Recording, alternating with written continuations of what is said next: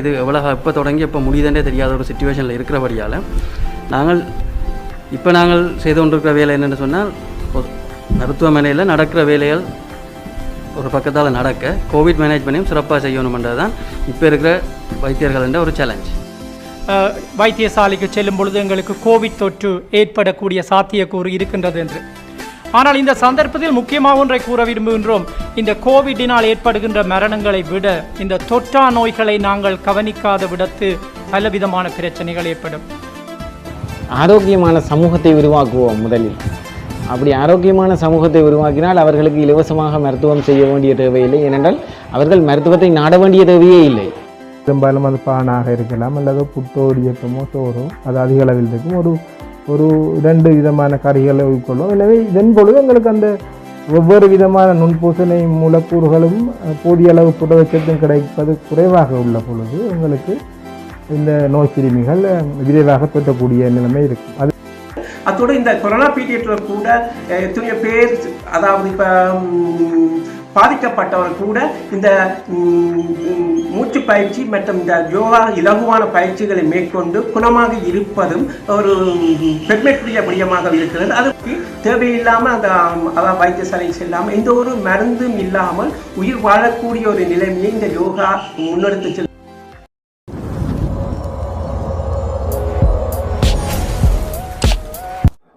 வணக்கம். இன்றைய காலகட்டத்தில் கொரோனாவின் உச்சக்கட்டத்தில் நாங்கள் இருக்கின்றோம். அனைவரும் சுய தனிமைப்படுத்தலில் வீடுகளில் முடங்கி இருப்பதற்காக பல அறிவித்தல்களும் பல வைத்தியர்கள் பல சமூக நல அமைப்புகளும் தெரிவித்து வருகின்றன. இருந்தாலும் குறிப்பிடத்தக்கவர்கள் வெளியில் நடமாடி வருவதனை எம்மால் அவதானிக்கக்கூடியதாக இருக்கின்றது.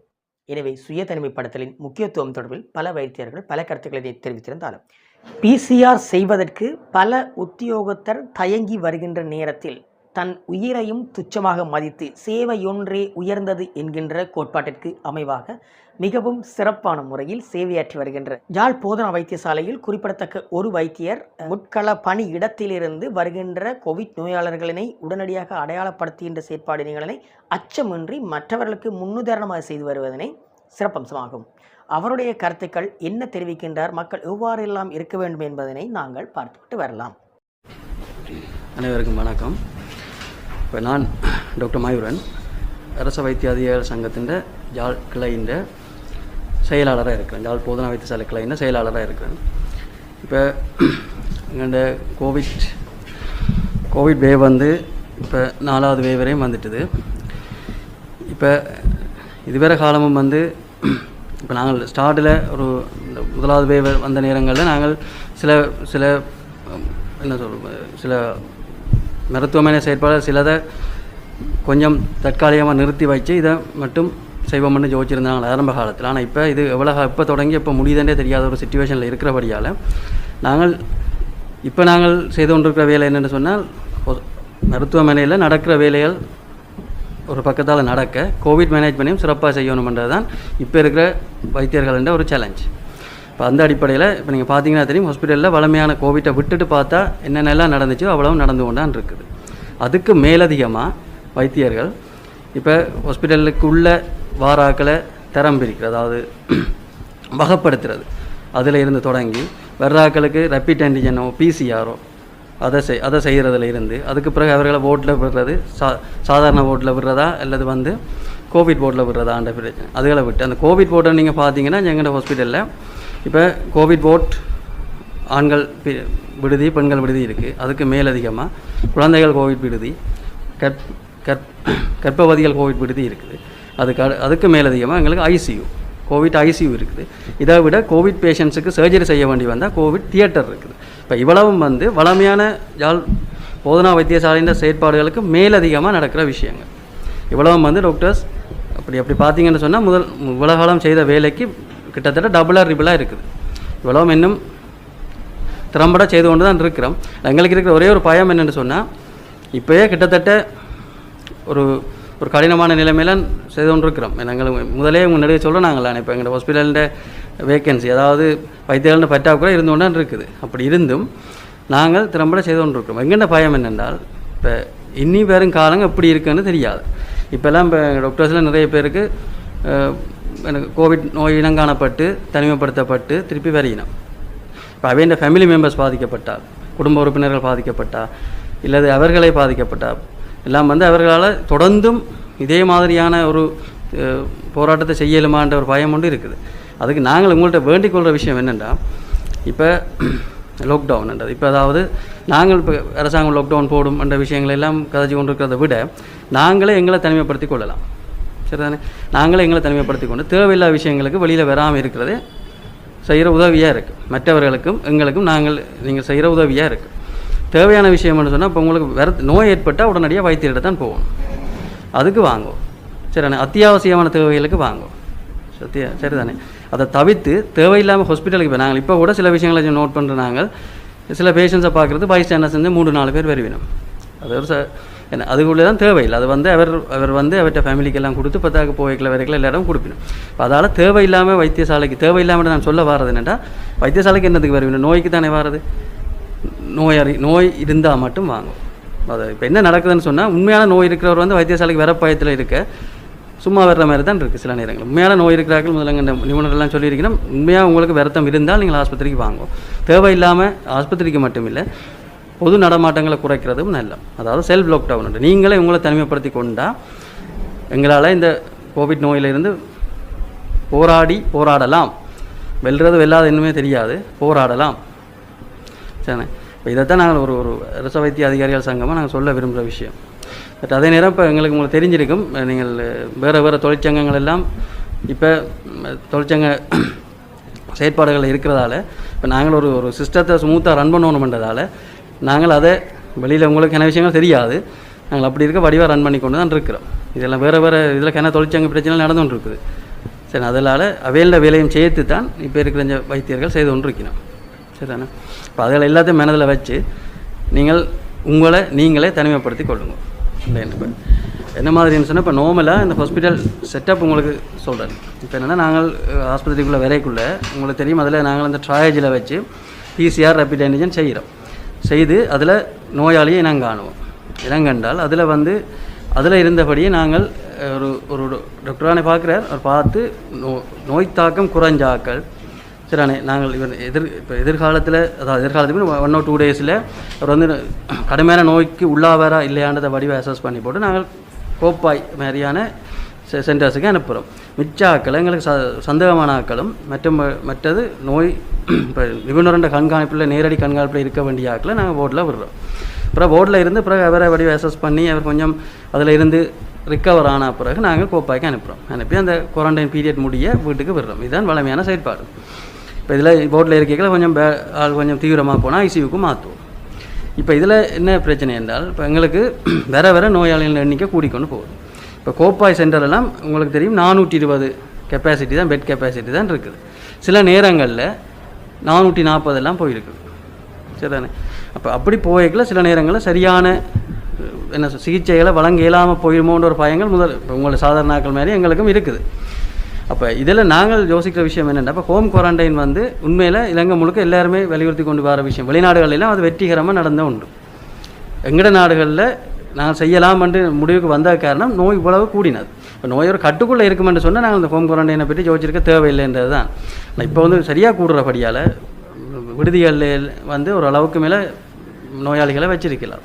இப்போ நீங்கள் வடமாகாணத்தை பொறுத்தவரை 2 தொடக்கம் 60 வயசு 2 வயதுக்கு மேற்பட்டவரும் 60 வயசுக்கு உட்பட்ட ஆக்களும் ஹோம் குவாரண்டைனுக்கு அதாவது அவை ஹோம் குவாரண்டைனில் இருக்கக்கூடிய தகுதி இருக்குது.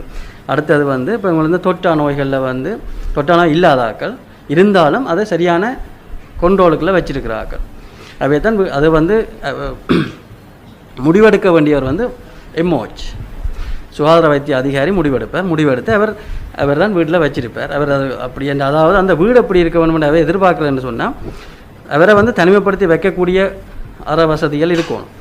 அப்படியான இடங்களை அவர் நேரில் பார்த்து வேறு உதவியாளர் மூலமாக பார்த்து பிஹெச்ஐயோ வேறு பார்த்து அவர் அதை அப்ரூவ் பண்ணினாருன்னா இருக்கலாம். மற்றது உங்களுக்கு அங்கே இருக்கைக்குள்ள சில நேரங்களில் நோய் தாக்கங்கள் வந்தால் அவை தாங்களாகவே தொடர்பு கொண்டு 1390 நம்பருக்கு தாங்களாகவே தொடர்பு கொண்டு ஹாஸ்பிட்டலுக்கு வரலாம்.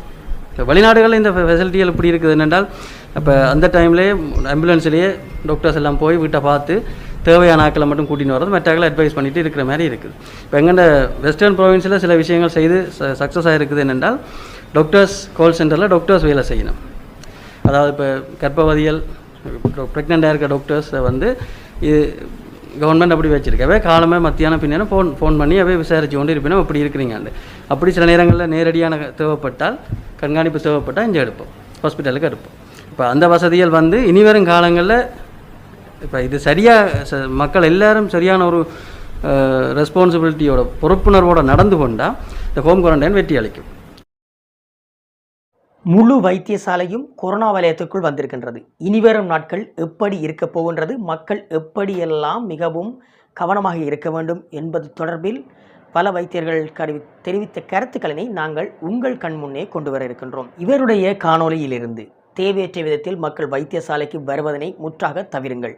தேவையானவர்கள் மட்டுமே வைத்தியசாலையை நாடுங்கள்.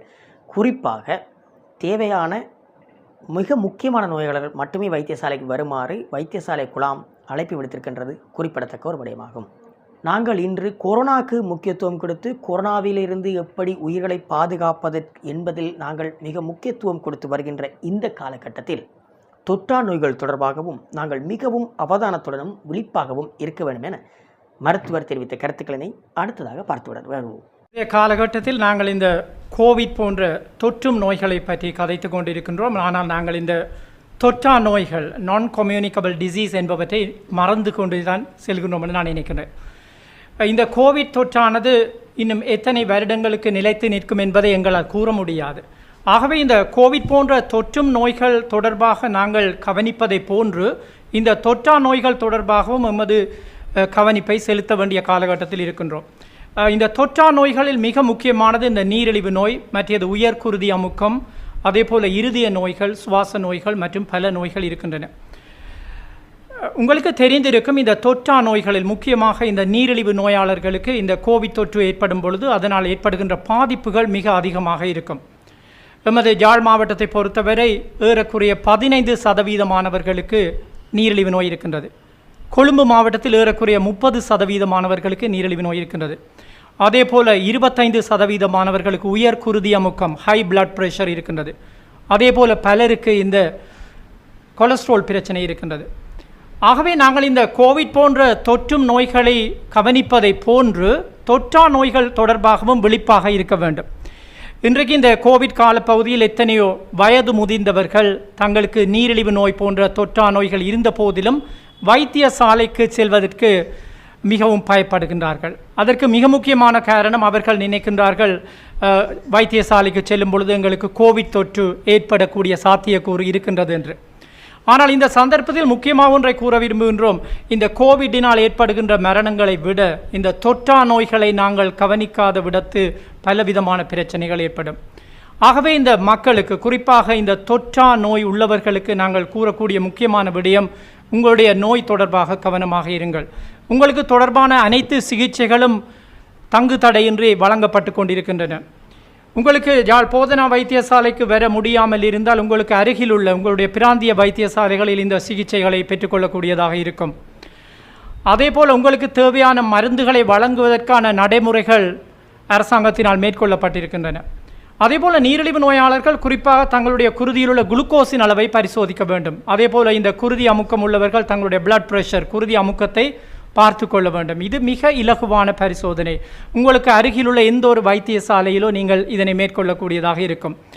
அதேபோல் இந்த கோவிட் காலப்பகுதியில் மிக முக்கியமான பிரச்சனை, எங்களுடைய வாழ்க்கை நடைமுறைகளில் மாற்றங்கள் ஏற்பட்டு கொண்டிருக்கின்றது. அதாவது எங்களுக்கு இந்த லாக்டவுன் போன்ற பிரச்சனைகள் ஏற்படக்கூடும். அவ்வாறான பிரச்சனைகள் ஏற்பட்டால் எங்கள் மக்கள் மத்தியில் முக்கியமான பிரச்சனை இந்த உணவு பழக்க வழக்கங்களில் மாற்றங்கள். அதாவது அவர்கள் வீட்டில் இருக்கும் பொழுது அளவுக்கு அதிக கலோரியுள்ள ஆரோக்கியமற்ற உணவுகளுக்கு அடிமையாகி விடுகின்றார்கள். இன்றைக்கு தெரிந்திருக்கும் எத்தனையோ சிறுவர்களின் உடற்பருமன் 5 தொடக்கம் 10 கிலோகிராம் அதிகரித்திருக்கின்றது இந்த கடந்த ஒரு வருடத்தில். இன்றைக்கு சிறுவர்களுக்கு நீரிழிவு ஏற்படுவது ஒரு பாரிய பிரச்சனை. ஆகவே வீட்டில் இருக்கின்ற சிறுவர்களுக்கு நாங்கள் முதலில் அறிவுரை கூற வேண்டும். அதற்கு பெற்றோர்கள் மற்றவர்கள் அனைவரும் இணைந்து ஆரோக்கியமான உணவுகள் என்றால் என்ன என்பது பற்றிய விழிப்புணர்வை ஏற்படுத்த வேண்டும். அதேபோல் எங்களால் முடிந்தவரை இந்த தேக அபியாசத்தில் ஈடுபட வேண்டும். ஏனென்று சொன்னால் உடற்பருமனை குறைவாக வைத்திருக்க வேண்டும். தேக அபியாசத்தில் ஈடுபடும் பொழுது இவ்வாறான பிரச்சனைகள் ஏற்படுவதை நாங்கள் தடுக்கக்கூடியதாக இருக்கும். ஆகவே நாங்கள் தொற்றும் நோயாகிய கோவிட்டில் எவ்வளவு சிரத்தையாக இருக்கின்றோமோ அதே போல எங்களுடைய தொற்றா நோய்கள், குறிப்பாக இந்த நீரிழிவு, உயர்குருதி அமுக்கம், கொலஸ்ட்ரால் போன்ற மற்ற பிரச்சனைகள் தொடர்பாகவும் விழிப்பாக இருக்க வேண்டும். எத்தனையோ நோயாளர்களுக்கு இருதய நோய் இருக்கின்றது, அவர்களுக்கு மாரடைப்பு ஏற்படுவதற்கான சாத்தியக்கூறு அதிகம். ஆனால் அவர்கள் கூட இன்றைய காலகட்டத்தில் வைத்தியசாலை செல்வதற்கு பயந்து கொண்டிருக்கின்றார்கள். ஆகவே ஒரு தெளிவான செய்தியை நாங்கள் கூற விரும்புகின்றோம். எந்த ஒரு அவசர நிலைமையிலும் உடனடியாக வைத்தியசாலையை நாடுங்கள். கோவிட் நோய் தொடர்பான வீண் பயங்களினால் உங்கள் உயிரையோ உங்கள் வேறு பிரச்சனைகள் ஏற்படுவதையோ தவித்துக் கொள்ளுங்கள். இன்றைய காலகட்டத்தில் லாக்டவுன், செல்ஃப் டவுன் போன்ற மிக முக்கியமான காலகட்டத்தில் நாங்கள் வீடுகளில் தங்கியிருக்கின்றோம். உணவுகளில் ஏற்பட்டிருக்கின்ற மாற்றங்கள் பலவாறான மாற்றங்கள் சிறுவர்களிடத்திலே நீரிழிவு நோயினையும் ஏற்படுத்தி இருக்கின்றதாக பல ஆய்வுகள் தெரிவிக்கின்றன. எனவே நாங்கள் வீட்டில் இருக்கின்ற ஒவ்வொரு நேரமும் எம்முடைய தொற்றா நோய்க்கு மிக முக்கியத்துவம் கொடுத்து அவதானிப்பதுடன் வைத்தியசாலைக்கு தேவையற்றி வருவதனை தவிருங்கள் என்பதுமே அவருடைய கருத்தாகவும் இருந்திருக்கின்றது. தொற்றா நோய்களிலிருந்து மக்கள் மிகவும் விழிப்புடன் இருக்க வேண்டும் என்பதற்காக இதனை சரியாக 1 வருட காலத்திற்கு முன்பிருந்தே, கொரோனாவின் ஆரம்பத்திற்கு முன்னிருந்தே பல கருத்துக்களை தெரிவித்து வரும் மருத்துவர் தொடர்பாக அடுத்து ஒரு காணொலியை பார்த்துட்டு வரலாம். மிகவும் முக்கியமான ஒரு நிலைமையில் இப்போ இருக்குது. இந்த நிலையில் ஒரு கட்டத்தில் நாங்கள் ஆரம்பத்தில் எதிர்பார்த்ததை விட இப்போ அதன் தேவை கூடுதலாக இருக்குது. அதாவது என்னென்னா, இப்போ இந்த ஹாஸ்பிட்டலுக்கு, அதாவது வைத்தியசாலைக்கு நோயாளர்கள் தவிர்ந்த வெறும் வர வேண்டாம் என்ற அளவிலையும், அதாவது உச்சக்கட்ட நோயுடையவர்கள், அதாவது கூடுதலான அதிக தீவிரமான நோய் உடையவர்களைத்தான் இப்போ ஹாஸ்பிட்டலில் அனுமதிக்கக்கூடிய அளவுக்கு ஒரு மனநிலையில் வந்துட்டுது. அப்போ இந்த இடத்துல முக்கியமாக தொற்றா நோய்கள் விடயத்தில் நாங்கள் கவனம் செலுத்தணுன்றதுக்காக கிட்டத்தட்ட ஒரு வருடத்துக்கு முன்பிருந்தே இது தொடர்பான செயற்பாட்டில் ஈடுபட்டு கொண்டிருந்திருக்கேன். இதுக்கு மருத்துவ பேராசிரியர் ஒருவருடைய உதவியோடு இந்த குறித்த பதாகையை நிறுவுவதற்கான இதை உருவாக்கினது. மற்றது என்னென்னா, இந்த இதில் இப்போ தொற்றா நோய்களில் நாங்கள் கவனம் செலுத்தணுமென்று எனக்கு ஆரம்பத்தில் தோன்றினா, நான் இலவசமாக மருத்துவத்தை செய்யணும், இலவச மருத்துவம், இந்த மருத்துவ விஷயத்தில் இருக்கிற அந்த மருத்துவம் கிடைக்கிறதில் இருக்கிற கஷ்டமும், மருத்துவத்தின் வியாபார நோக்கங்கள், இதுகளுக்காக ஒரு இலவச மருத்துவத்தை எப்படி நகர்த்துறது என்ற ஒரு இதை சிந்தித்து கொண்டு போயிருக்கிறான். நான் காணக்கூடிய ஒரு விடயம், ஆரோக்கியமான சமூகத்தை உருவாக்குவோம் முதலில். அப்படி ஆரோக்கியமான சமூகத்தை உருவாக்கினால் அவர்களுக்கு இலவசமாக மருத்துவம் செய்ய வேண்டிய தேவையில்லை. ஏனென்றால் அவர்கள் மருத்துவத்தை நாட வேண்டிய தேவையே இல்லை. அப்படியான ஒரு வேலையை செய்கிறதுக்காக ஆரம்பிக்கப்பட்ட ஒரு எண்ணம் பிறகு இப்படியான ஒரு கொரோனாவோடு சேர்ந்து மக்கள் கட்டாயம் ஆரோக்கியத்துடன் இருக்க வேண்டும், ஆரோக்கியத்தை தேடியே 100% நகர வேண்டும் என்ற ஒரு இறுக்கமான ஒரு பொறிக்குள்ள வந்த ஒரு நிலைமையில் தான் இந்த விஷயத்தின் தேவை இப்போ அதிகரிச்சிருக்குது. கூடுதலாக அநேகமான மருத்துவர்கள் யோகாசனம், தியானம் இந்த விடயத்தை அவர்களுடைய வாயால் உச்சரிக்கிற அளவில் வந்துட்டு எல்லோரும் எங்களுடைய சமூகம் மருந்து கூடுதலாக நம்பினதையோடைய தங்களுடைய உடல் கூட அந்த ஒரு நோய்க்கு எதிராக எப்படி செயற்படும், உடலை விட பெரிய ஒரு விடயத்தை அவர்கள் எண்ணவில்லை. உடலை விட மருந்தையே 100% நம்பினார்கள். உதாரணமாக பல இடத்தில் அந்த சிசேரியன் கூட சுகப்பிரசவத்தை விட சிசேரியனில் ஏதோ ஒரு பெரிய விடயம் இருக்கின்ற மாதிரி மக்கள் ஒரு கற்பனை உலகம் இருக்கின்றது. இது போன்று தான் மருந்துகள் மீதும் ஒரு அதீத காதல் ஒன்று மக்களுக்கு இருக்குது. ஆனால் அதை விட இப்படி ஒரு ஆரோக்கியமான சமூகத்தை உருவாக்கணும் என்ற நோக்கத்திலேயே இந்த வேலையை செய்திருக்கேன். ஒவ்வொரு கிராமத்திலும் கிட்டத்தட்ட ஜாழ் மாவட்டத்தை பொறுத்தவரை 432 இடங்களில் இந்த அழகிய சிறுவர் கிராமம் உருவாக்கப்பட்டது. இதற்கு மாவட்ட கலாச்சார உத்தியோகத்தர் திரு நடராஜ கிருஷ்ணகுமாரிடமிருந்து மிகப்பெரிய அளவில் எனக்கு உதவி கிடைச்சது. இவரோட இந்த மாவட்ட செயலகத்துக்குள்ளாக இந்த அழகிய சிறுவர் சமூகத்தை உருவாக்கி இருக்குது.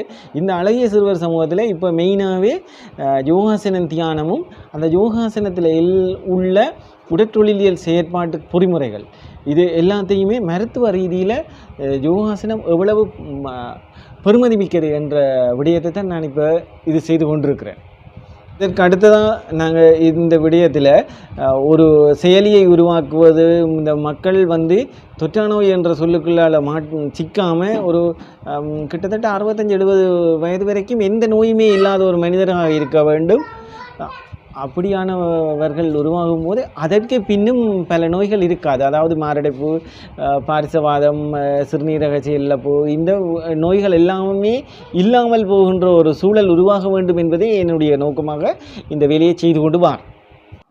இந்த வைத்தியரும் குறிப்பிட்டது போல ஒரு வருடத்துக்கு முன்னிருந்தே கொரோனாவுக்கு முன்னராகவே தொற்றா நோய்கள் தொடர்பாகவும் அதிலிருந்து மக்கள் எவ்வாறு வெளிப்பட வேண்டும் என்பதற்காகவும் வைத்தியசாலை தேவையில்லை என்கின்ற ஒரு கோட்பாட்டையும் இவருடைய கருத்திலிருந்து நாங்கள் கண்டிருந்தோம்.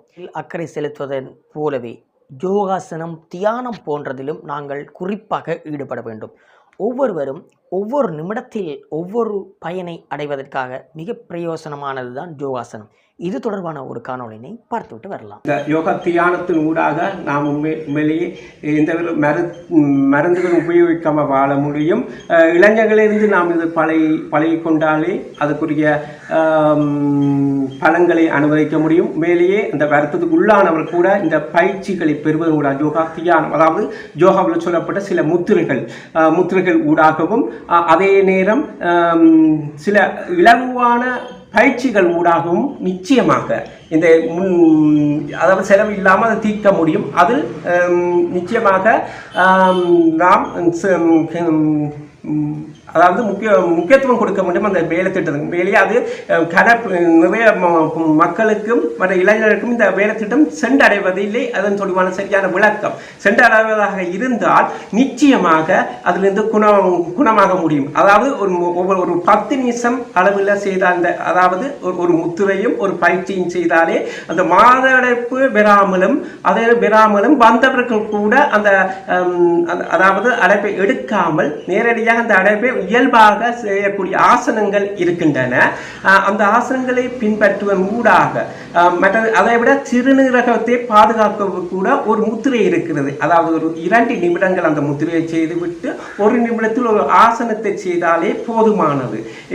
எந்த வகையான இந்த யோசிக்க தேவையில்லை. நிச்சயமாக அதை செய்து கடுப்பை பலன் அடைந்திருக்கிறார்கள். அத்தோடு இந்த கொரோனா பீரியட்ல கூட எத்தனையோ பேர் அதாவது இப்போ பாதிக்கப்பட்டவர் கூட இந்த மூச்சு பயிற்சி மற்றும் இந்த யோகா இலகுவான பயிற்சிகளை மேற்கொண்டு குணமாக இருப்பதும் ஒரு பெருமைக்குரிய விடயமாக இருக்கிறது. அது மக்கள் அனைவர்களிடமும் சென்றடைய வேண்டும். அதில் அனைவரும் ஆர்வம் காட்ட வேண்டும் என்பது எமது விருப்பமாக இருக்கிறது. நிச்சயமாக அனைவரையுமே குணமாக்கி தேவையில்லாமல் அதாவது வைத்தியசாலை செல்லாமல் எந்த ஒரு மருந்தும் இல்லாமல் உயிர் வாழக்கூடிய ஒரு நிலைமையை இந்த யோகா முன்னெடுத்து செல்கிறது.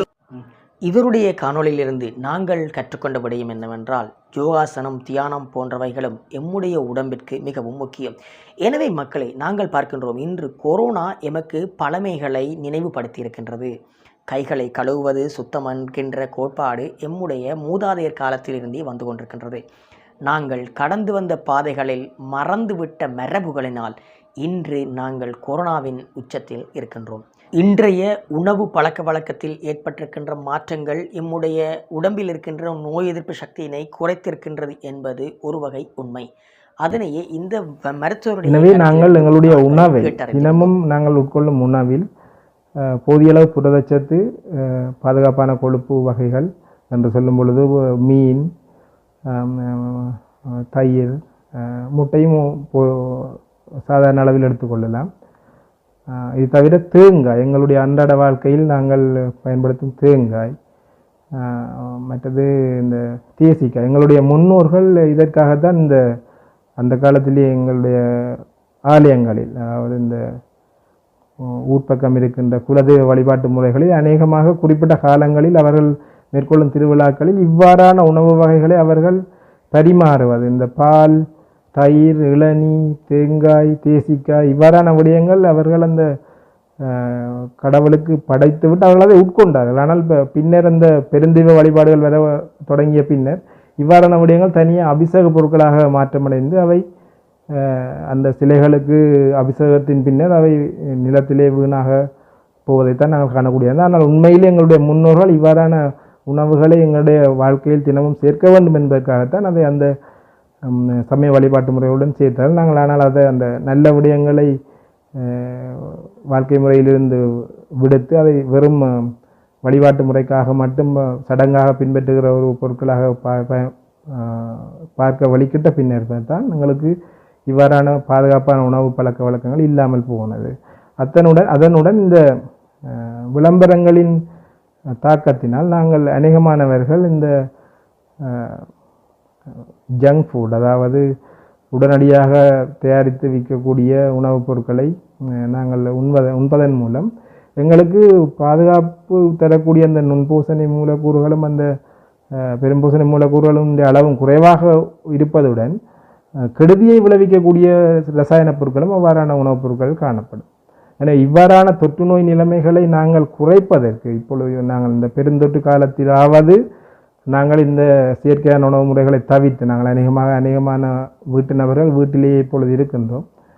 நாங்கள் இயலுமான அளவுக்கு எங்கள் சூழலில் காணப்படும் பொருட்களை பயன்படுத்தி நாங்கள் வீட்டிலேயே சமைத்து இயற்கையான உணவுகளையும் மிக முக்கியமாக அந்தந்த காலப்பகுதியில் காணப்படும் பழங்கள், யாழ்ப்பாணத்தை பொறுத்தவரை வட இலங்கையை பொறுத்தவரை தற்பொழுது பனம்பழம் மிகுதியாக காணப்படுகின்றது. அந்த பனம்பழத்தில் போதிய அளவு இந்த நுண்பூசணி மூலகங்களும் இந்த விட்டமின்களும் காணப்படுகின்றன. ஆனால் நாங்கள் அவற்றை உட்கொள்வது மிகவும் குறைவு.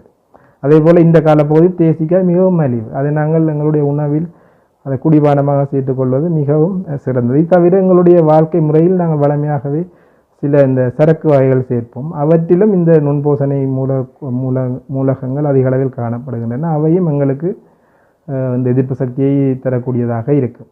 உண்மையிலேயே இந்த விஞ்ஞான வளர்ச்சியின் மூலம் நாங்கள் இந்த நுணுக்கு காட்டிகளையும் பயன்படுத்தி இந்த ஆய்வுக்கூடங்களையும் பயன்படுத்தி பெறப்படும் தரவுகளை மட்டும் நம்பிக்கொண்டிருக்காமல் அந்த ஒரு குறிப்பிட்ட பழக்க வழக்கத்தினால் எங்களுக்கு ஏற்படும் நன்மைகளையும் ஒரு உலகளாவிய ரீதியில் பார்ப்போமானால் இந்த நான் முதல் சொன்ன அந்த உணவு வகைகளை உட்கொள்வதன் நன்மைகள் விளங்கும்.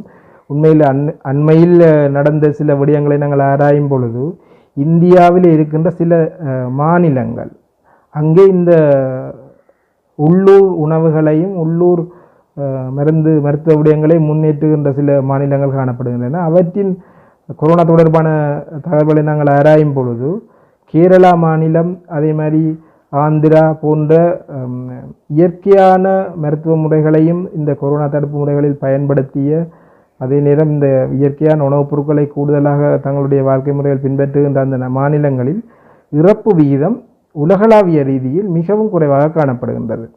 இலங்கையில் தற்பொழுது இறப்பு விகிதத்தை எடுத்தால் ஒரு 1000 கொரோனா நோயால் இனங்காணப்படும் பொழுது இடத்தால் 19 பேர் இறக்கின்றார்கள்.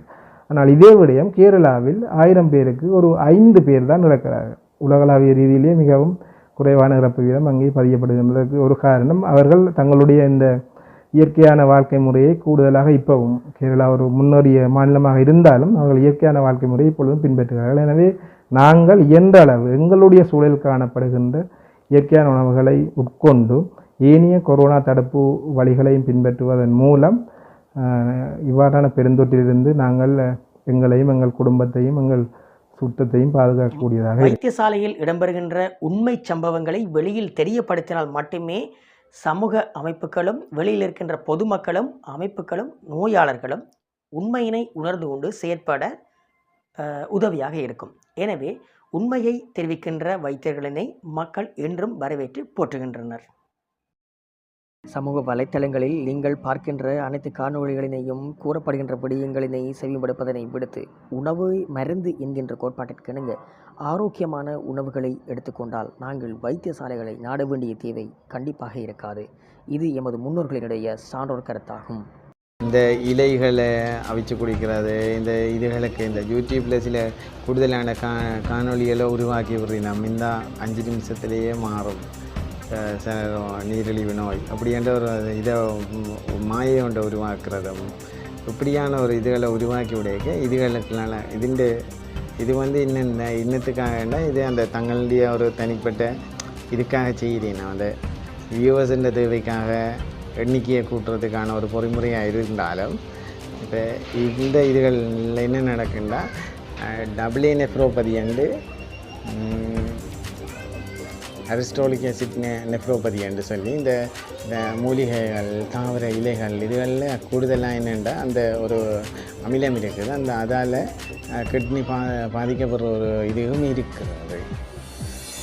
இந்த விடயம் வேறு. இப்போ இதை நாங்கள் இது கொண்டாந்து நாங்கள் இயற்கை மருத்துவம் என்ற சொல்லுக்குள்ளேயோ இதுக்குள்ளேயோ நாங்கள் இதை சொல்லலை. இதில் அந்த ஒரு போலியான கூட்டத்தின் பின்னணியில் நடந்து கொண்டு போகிற ஒரு விடயம்தான் இதுக்குள்ளே கூடுதலாக வருகிறது. நம்முடைய உணவே மருந்து, சிறந்த ஆரோக்கியத்திற்கு உணவான மருந்து, உடலே ஆரோக்கியம் என்பதற்கு கோட்பாட்டிற்கு அமைவாக எங்களுடைய உணவுகளில் நாங்கள் அக்கறை செலுத்துவோமாக இருந்தால் சிறந்த ஆரோக்கியத்துடன் நாங்கள் இருக்கலாம் என்பது இவருடைய கருத்து. கோட்பாடுகள் இதனோடு சேர்ந்ததாக யோகாசனம், தியானம் போன்றவற்றையும் ஒன்றுபட்டு செய்தால் எந்த நோயும் எம்மை அண்டாது என்பதே உண்மை. கொரோனா என்றால் மரணம் என்கின்ற நிலையினை இன்று ஜாழ் போதனா வைத்தியசாலை பெருமளவாக மாற்றியிருக்கின்றது. அனைத்து கொரோனா நோயாளிகளுக்கும் சிறந்த ஒரு உதாரணமான சேவையினை முற்றுமுழுதாக வழங்கி வருகின்றது என்பது நாம் அறிந்த உண்மை. இங்கு வருகின்ற கொரோனா நோயாளர்கள் அனைவரும் சிறந்த முறையில் கவனிக்கப்பட்டு சிறப்பான முறையில் அனுமதிக்கப்படுகின்ற நோயாளர்களை விடவும் இறப்புக்கள் வீதத்தினை விடவும் மிகவும் பிரயோசனமாக இங்கிருந்து நோய் தொற்று இல்லாமல் தேகிகளாக வெளியேறி இருக்கின்றவர்களினுடைய பட்டியல் அதிகம். எனவே முன்னுதாரணம் திகழும் ஜாழ் போதனா வைத்தியசாலையின் அனைத்து மருத்துவர்களுக்கும் வெளிப்படையாக பல உண்மைகளை வெளியில் மக்களுக்கு தெரிய வைக்க வேண்டுகின்ற என்பதற்காக பல கருத்துக்களை கூறி வருகின்ற வைத்தியர்களுக்கும் எமது சமூகத்தின்பால் நாங்கள் நன்றிகளை தெரிவித்துக் கொள்கின்றோம். மீண்டும் இன்னும் ஒரு நிகழ்வில் உங்களை சந்திக்கும் வரை விடைபெறும் நான் நடராஜன் கரண்.